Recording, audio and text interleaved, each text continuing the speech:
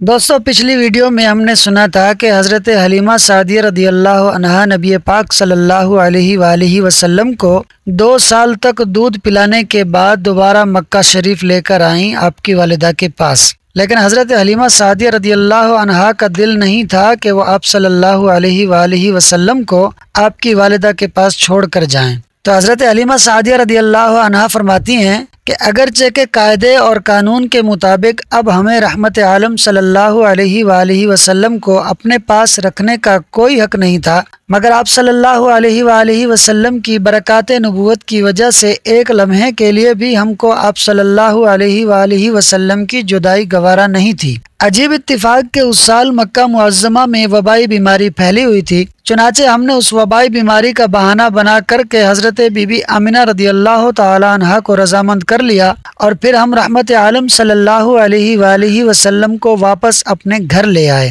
اور ہمارا گھر پھر رحمتوں اور برکتوں کی کان بن گیا۔ آپ صلی اللہ علیہ وآلہ وسلم نہایت خوش و خرم ہو کر ہمارے پاس رہنے لگے۔ جب آپ صلی اللہ علیہ وآلہ وسلم کچھ بڑے ہوئے تو گھر سے باہر نکلتے اور دوسرے لڑکوں کو کھیلتے ہوئے دیکھتے، مگر خود ہمیشہ ہر قسم کے کھیل کود سے علیحدہ رہتے۔ ایک روز مجھ سے کہنے لگے کہ اماں جان، میرے دوسرے بہن بھائی دن بھر نظر نہیں آتے، یہ لوگ ہمیشہ صبح کو اٹھ کر روزانہ کہاں چلے جاتے ہیں؟ میں نے کہا کہ یہ لوگ بکریاں چرانے کے لیے چلے جاتے ہیں۔ یہ سن کر آپ صلی اللہ علیہ وسلم نے فرمایا، اے پیاری ماں، آپ مجھے بھی میرے بھائی بہنوں کے ساتھ بھیجا کیجیے۔ چنانچہ آپ صلی اللہ علیہ وسلم کے بے حد اصرار پر مجبور ہو کر آپ کو حضرت حلیمہ سعدیہ رضی اللہ عنہا نے اپنے بچوں کے ساتھ چراگاہ جانے کی اجازت دے دی، اور آپ صلی اللہ علیہ وآلہ وسلم جہاں حضرت حلیمہ سعدیہ رضی اللہ عنہا کی بکریاں چرتی تھیں تشریف لے جاتے رہے، اور بکریاں چراگاہوں میں لے جا کر ان کی دیکھ بھال کرنا جو تمام انبیاء کرام اور رسولوں علیہم السلام کی سنت ہے،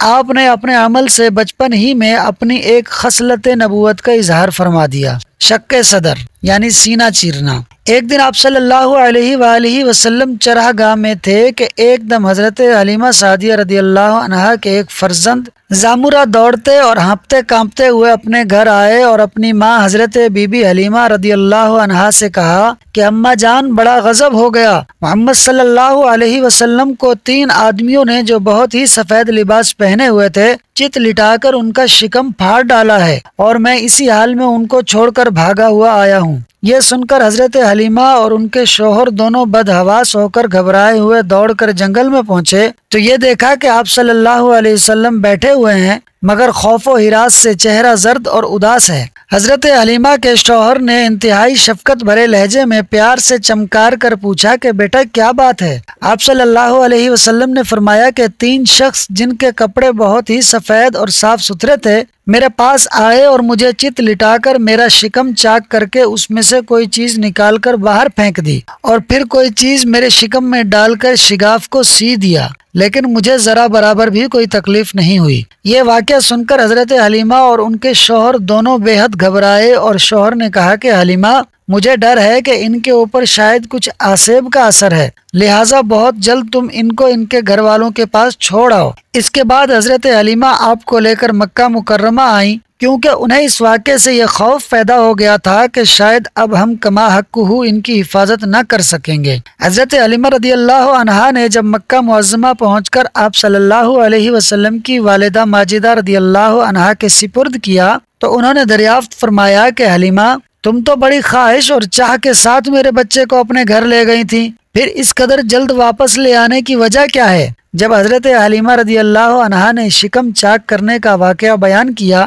اور آسیب کا شبہ ظاہر کیا تو حضرت بی بی آمنہ رضی اللہ عنہا نے فرمایا کہ ہرگز نہیں، خدا کی قسم، میرے نور نظر پر ہرگز کبھی بھی کسی جن یا شیطان کا عمل دخل نہیں ہو سکتا، میرے بیٹے کی بڑی شان ہے۔ پھر ایام حمل اور وقت ولادت کے حیرت انگیز واقعات سنا کر حضرت حلیمہ رضی اللہ عنہا کو مطمئن کر دیا، اور حضرت حلیمہ رضی اللہ عنہا آپ صلی اللہ علیہ وسلم کو آپ کی والدہ ماجدہ کے سپرد کر کے اپنے گاؤں میں واپس چلی آئیں، اور آپ صلی اللہ علیہ وسلم اپنی والدہ ماجدہ کی آغوش تربیت میں پرورش پانے لگے۔ دوستو، اس کے بعد نبی کریم صلی اللہ علیہ وسلم کے شق صدر کا ذکر ہے کہ آپ کے مبارک سینے کو کتنی دفعہ چاک کیا گیا، اسے ہم انشاءاللہ اگلی ویڈیو میں سنیں گے۔